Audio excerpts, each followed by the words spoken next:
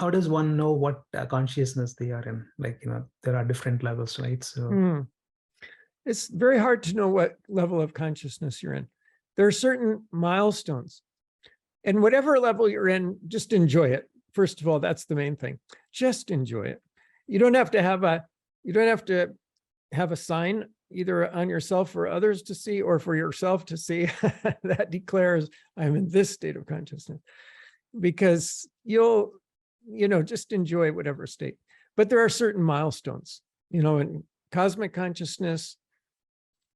Again, it's very hard to tell, especially in the waking state. But one telling point is if you're aware during sleep.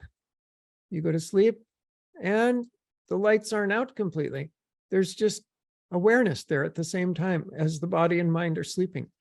So that shows that self-awareness is not being overshadowed by the relative states of consciousness.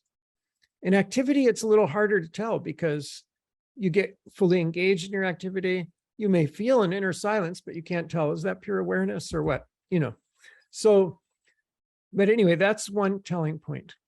And in God consciousness, if everywhere you look around, you see celestial, divine, that's just so exquisitely beautiful and blissful, then you're probably in that vicinity of God consciousness. If you look everywhere around and you see,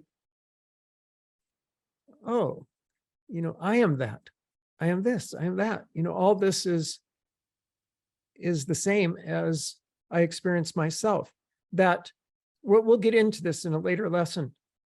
But as Maharshi used to use a nice analogy of he always had a rose or some kind of flower. And he always said the colorless sap is like the essence. If you've been reading the Ribu Gita, they talk about the undivided essence. And so the colorless sap is the undivided essence. It's at the basis of the hard stem, the thorn, the soft petals of the flower. Every fiber of each of those is permeated by the colorless sap. So when you start to see and note that it's colorless, in other words, it's not something, it's not another thing like the thorn or like the stem or like the petal. It's the undivided essence that's at the base of those, but it's not a thing. And so it's the colorless sap.